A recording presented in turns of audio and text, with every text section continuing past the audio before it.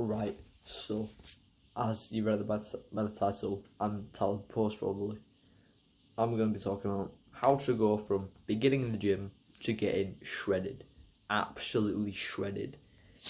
And I'm going to take you through everything you need to know, everything I know pretty much, and everything that's going to be useful to you if you don't want to compete in bodybuilding, let's say, or if you just want to get a good physique to get girls, pretty much.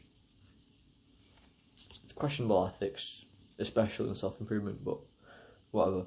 And I just have some little notes on this here. And I'm going to go over my weight training, or my routine even, weight training, diet, cardio, training for testosterone gains, which is different than training for muscle gains, I'll get into it later, a testosterone-based diet, and calisthenics. Now, I am also starting a new course, which is only for £10. £10 one-time payment, and I'm going to put everything I've learned from the real world, Andrew Tate's £40 course, into this £10 course. So again, £40 or £1 million worth of information for a tenner. That's just a steal. And in this video, I'll go over everything you need to know about the Matrix, how it traps you, everything you need to know how to escape, the escape key, the master key, looks every door in the Matrix so you can get out. Like I said before, it's only £10. So you're pretty much stupid if you don't go for it. That's going to be another video in a week's time. There'll be like a link to a school community or something. I think I'm going to make it on school. But yeah, stay tuned and stay alert about it, because it's going to change your life if you're not already in the real world and don't have to make money online. So basically, let's start with weight training. And yeah, there's two types of training you can do for weight training. You can either go for strength gains or for muscular gains, and the difference is the weight you use and the amount of reps and sets you do. For strength, you want higher weight and lower number of reps. This is because it doesn't tear as much of the muscle fibers and doesn't cause hypertrophy, which is basically just how the muscles not contract but rejuvenate over time and heal over time. It doesn't cause as much hypertrophy, so no muscle growth, but not a lot of muscle growth, but it stimulates muscle strength gains. That's very important. Also, want to ego lift if you're going to strength train. It's ego lifting, you may ask. It's lifting much more than you can handle. I can bench 65 kg. I'm not going to go for 100 kg bench press. Right, I'm just going to kill myself. Like, I can deadlift 100 kg, I'm not going to go for a 200 kg deadlift, that'll blow my back out. It's just do gradual increase in weight or progressive overload. That's the term you're going to come across a lot in the fitness community if you're just starting. Progressive overload is increasing the intensity of training week on week, increasing sets, increasing reps, increasing weight. Weight is the main key here. What I do is I train curls, right? This was last month. I was doing 10 kg, 3 sets of 10 kg dumbbell curls for 3 sets for 8 reps, right? Then when I got 3 sets of 8 reps, I went to 2 sets of 10 kg dumbbell curls and then a set of 12 kg dumbbell curls, and I only got 3 or 4, and I just kept going with the 12 kg dumbbell curls until I got 8 on that final set with the 12 kgs. And then I replaced one of my 10 kgs. I was doing 10 kg dumbbells, 12 kg dumbbells and 12 kg dumbbells. So I just switched one of the 10 kgs out for 12 in this progressive overload, because I was increasing how much weight I was doing week on week. And that's a very good method. So you start with whatever you're at, have 3 sets of your, I think it's called working set.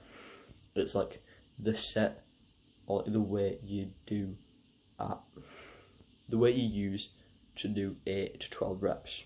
I go for 8 to 12 because that causes hypertrophy. But the weight you use to go to 8 to 12 reps. right? And then when you achieve 8 to 12 reps, 3 sets, you replace your last set with one dumbbell higher, 2.5 kg more on the barbell, somewhat small like that, right? So then you do 2 sets of your working set and 1 set more than your working set. And when the last set, smaller than your working set, gets to 8 reps, then you switch out one of your working sets again for more than your working set. So now you're doing 1 working set and 2 that are more than your working set. And finally, when the first working set is you're doing 8 reps, and both of the other more than working sets are at 8 reps, 12 reps, whatever. You put this final one with more than your working set, and that becomes your working set. When you get to 8 reps on that, on every single set, then you do the whole process all over again, and that's basically progressive overload with weight. Yeah, it's good. It's good because you don't plateau then. Plateauing is just basically increasing strength or muscle gains, increasing, and then it's flatlining. This is flatlining. And this style of training, or for strength training, is very good with a caloric surplus or bulk and a lot of protein, because that causes strength gains and muscle gains. So you're going to see some muscles forming, but you're also going to see some big increase in your strength. The next type of training, and the only other type of training pretty much, is for muscle maximizing gains. And this is the word that you're going to see a lot when you're in the fitness community. It's called hypertrophy. I've gone over this before. It's training for hypertrophy. If you're going to train for muscle mass, you're going to use a lower weight, you're going to use high reps. And if you're a pretty advanced lifter like me, wow, I just sounded so fucking egotistical then. If you've been training for a long time, you know what you do in the gym, and you can do partial reps. It's basically what Sam Sulek does, right? He's on the cable for hours or something, and he's doing seven reps, perfect for him. And he does 7, or not 7. He does more reps, not touching his hand, but here, here. And then his next reps, and just stand up for this. His next reps are going to be here, and next reps are going to be there, just there. So just do partial reps. That's going to increase the amount of reps you're doing, obviously. It's going to increase the hypertrophy you're doing, obviously.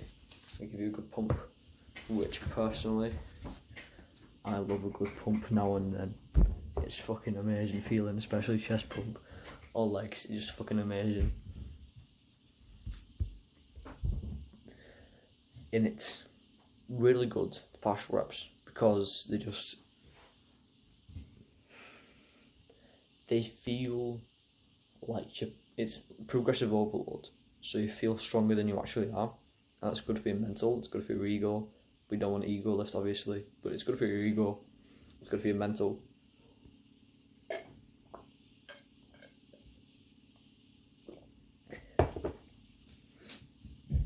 Excuse me. And it's just good for your progressive overload. Now all this, your hypertrophy, your lower weights, higher reps, partial reps, it's not gonna fucking do anything if you don't eat anything, right? So you want a caloric surplus, more calories than your maintenance.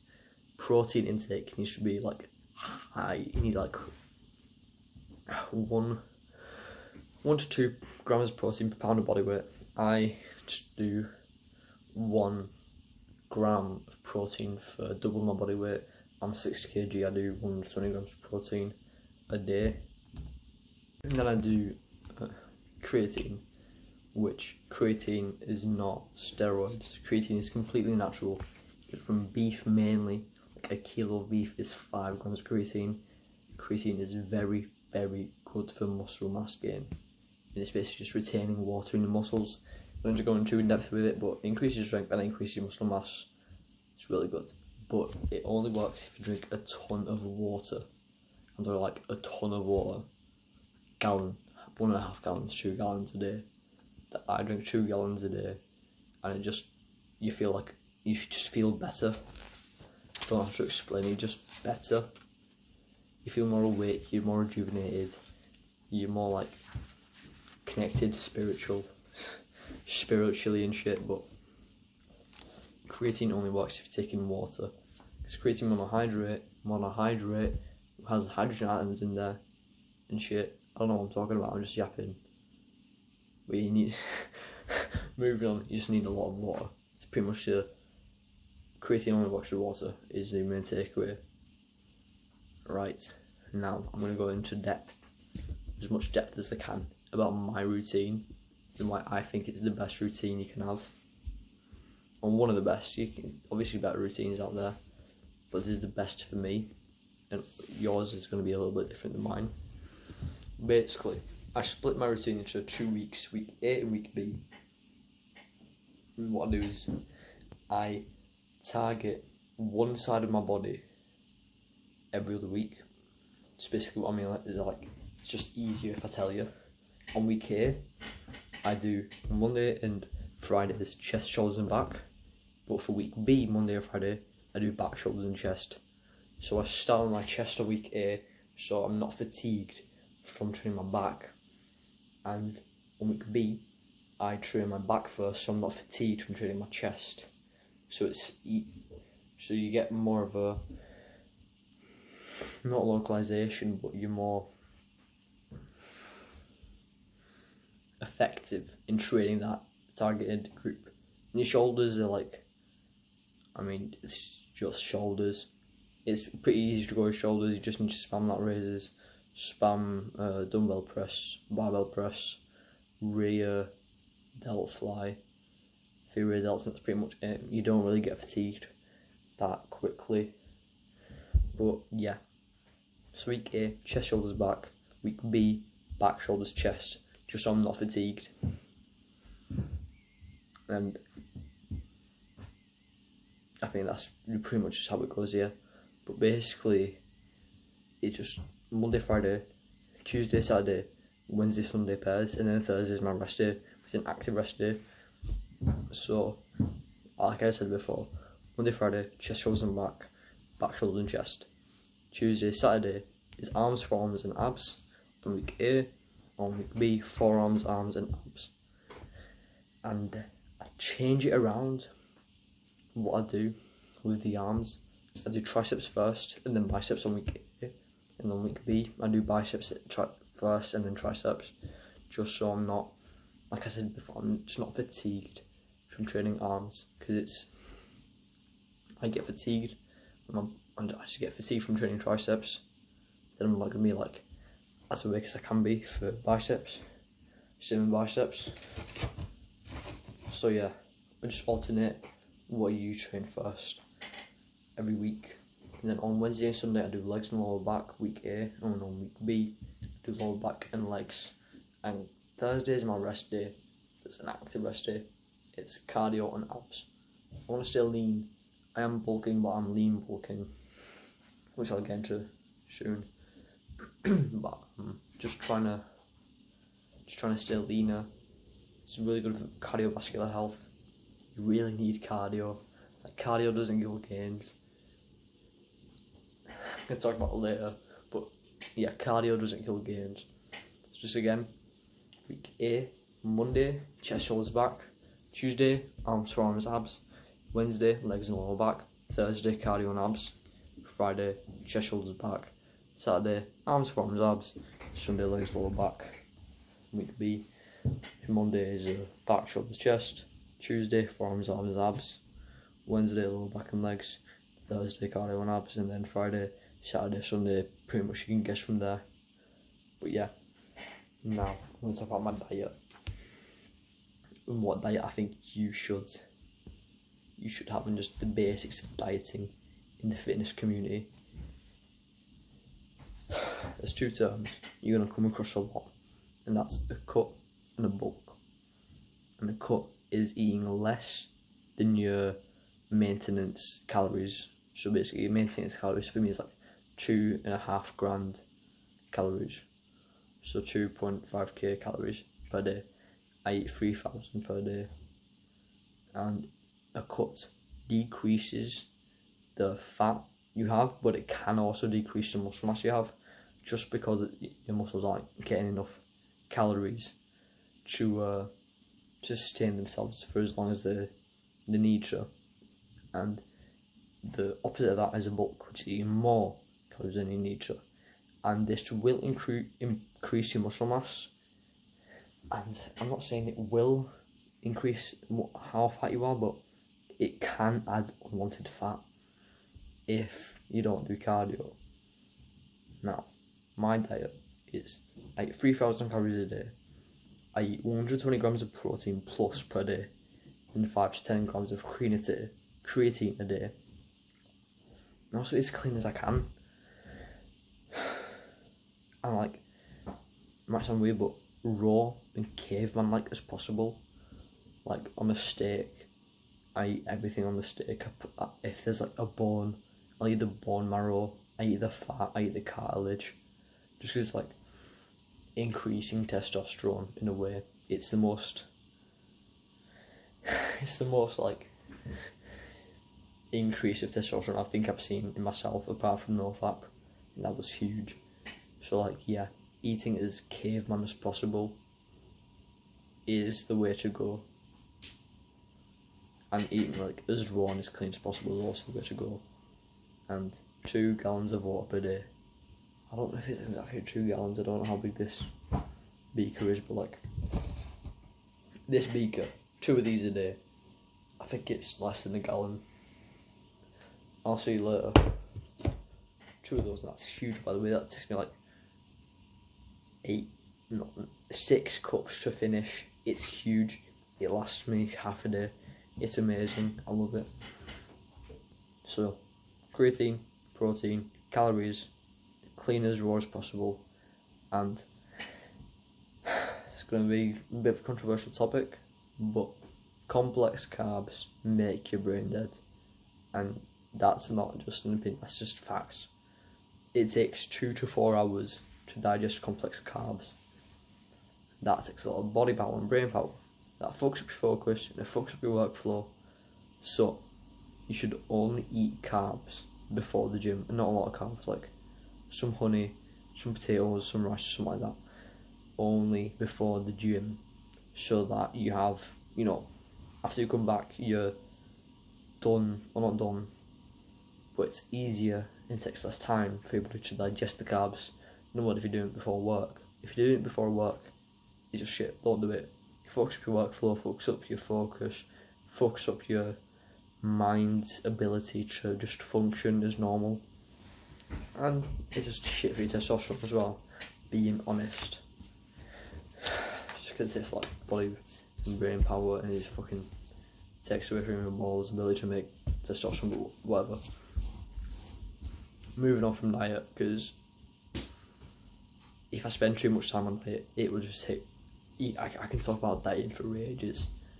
Bulk and cutting is my favourite thing to do in the fitness community. Like, apart from working out, bulking and cutting is my favourite thing to talk about and do, just because it's so much fun to eat. I love eating. Cutting is more difficult than bulking, but I just love both. But yeah, moving on. Cardio. Now, a very important statement is cardio does not kill gains. Doing cardio before working out can kill some gains. Does that because after you've done cardio, you know, you're very tired. You're fucking tired. I'm shot after cardio. Like an hour of cardio, I'm shot. I am shot. Completely stunned. So imagine doing cardio and then weight training. Doesn't add up. It just doesn't add up. You don't have enough energy after cardio to do weight training. But doing cardio after weight training, that's good for you, you know. You're still doing cardio, you can still get enough cardio done, just that it benefits you, but you're also weight training, so it benefits you. And if you have a day like me, where you're just doing cardio and abs, then, you know, it's great for your overall cardiovascular health and your heart. Big boomer. And you just blood flow is going to be easier to train, going to be easier to do things, because you're getting oxygen more effectively to your muscles, to your brain as well. And yeah, it's great for sports players. It's great if you play a sport and you don't do cardio. I'm not gonna lie, you're a bit stupid, because cardio is like the number one things sports players should train, like number 3 or something. It's up there though. You should definitely train cardio if you're a sports player, especially games for like football or tennis or whatever. If you're not doing cardio just at all either, if you're just a gym rat, I want to be a gym rat, I want to get into the gym, and you're thinking, yeah, cardio kills gains, I'm not going to do cardio, cardio's bullshit, you're a bit fucking stupid, I'm not going to lie. Do cardio after your weight training, because A, you're going to be fucking shot after cardio, and B, it doesn't build that much muscle. So you want to maximise your muscle first, and then take care of your overall health and longevity. Moving on. Bit of a rant there, but whatever. Training for testosterone. I've only recently stumbled across this, but something called Germanic volume training, and it is giving me the biggest testosterone increase I've had in a long time. Like, I'm telling you, Germanic volume training is 10 sets. I thought I was about to get fucking bombed. 10 sets of 10 reps and a 1 minute rest in between each set. This, I don't know why, I'm not exactly sure why, it gives you a huge testosterone boost. And I'm talking like double. It doubled my testosterone for me. It's crazy. And you should achieve failure on the 8th, 9th and 10th sets. You should like barely be able to get that 10th rep in. Bench press, squat, whatever, deadlift, whatever. Should be compound lift. Can take a long time as well. So I suggest just going in for a day, and just that'll be in your Germanic volume training day. So like you go in, take 1 day a week to do Germanic volume training if you want to increase testosterone a lot. What else? A testosterone based diet. This is what I eat, and I'm going to go a bit in depth with it, but not too much in depth with it. I'm not going to go too much in depth with it because it's not that difficult to understand. Tons of meat, 8 eggs per day, no processed shit food, no alcohol, no drugs, including caffeine, because caffeine's a drug. And ribeye steaks in butter, telling you, testosterone boost like no other. You want to adopt a caveman style eating habit. You want to eat the bone marrow from the inside of the bones. You want to cut open the bones, bite them open, whatever. Just take the bone marrow out. It tastes amazing. It's great for your testosterone. It's great for your body. It's great for muscle building. It's got a lot of protein in it, and all the fat on the meat. You want to eat all the fat on the meat. Like the chewy bits, the soft bits, the jelly-like bits. You eat all the fat off the meat. You want to drink minimal milk, because milk has estrogen in it. Estrogen is the opposite of testosterone.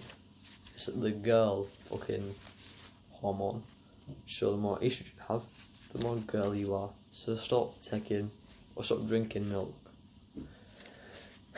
And I think the most estrogenic food you can have is soy.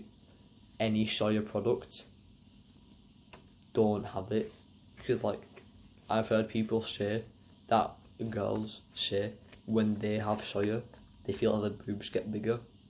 So if you're a man eating soya products, you're literally eating things that are gonna make your tits big. If you go to have man boobs, if you have gyno like some people and you eat soya, you're just fucking yourself twice. So no soya, and no oils either. If you're gonna use oils for like cooking, just use butter instead. Full fat butter. It comes from milk, but it's much better than oils.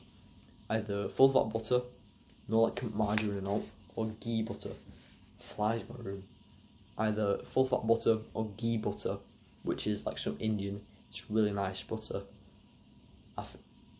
Yeah, is it butter? I don't know, but it's really good. So either ghee butter or full fat butter. You don't want any sunflower seed oil, none of that shit. Moving on to calisthenics, which I think you should start doing if you're just getting into the gym. It's using your own body weight for training, so push-ups, bodyweight squats, pull-ups. It's a great way to lose fat and get in shape quickly at the beginning, but obviously that's just newbie gains, and it's a slow muscle building after like the first 4 weeks of newbie gains. And I recommend you start with calisthenics just because of that, just because it's easy to do, relatively easy to do, it's free. What else? I mean, you need zero equipment apart from pull-up bar, but you can just use like a tree branch or something. Just go outside, find a tree branch, just do some pull-ups on that, chin-ups on that, work your biceps, chin-ups, great for biceps. And yeah, calisthenics is really easy because it's a really easy topic to grasp. It's just like, use your own body weight, do some press-ups, pull-ups, squats, go for a run. No equipment necessary, free to start, free to do. Even if you do go to the gym, have a gym membership, I would still recommend you do calisthenics because it's just good for your overall longevity. You're going to be able to do a lot more things when you're older if you continue to do calisthenics when you're younger. It's just like, because you're used to using your whole body instead of just sitting there rowing or sitting there just curling. You know, that's not an everyday type of movement. You don't just, unless you're a gym rat, just not an everyday type of movement for you, you know. So I recommend you continue calisthenics even after you get a gym membership. But yeah, that's about it. And I hope this video helps someone, because that's why I do this. It's just providing, what is it?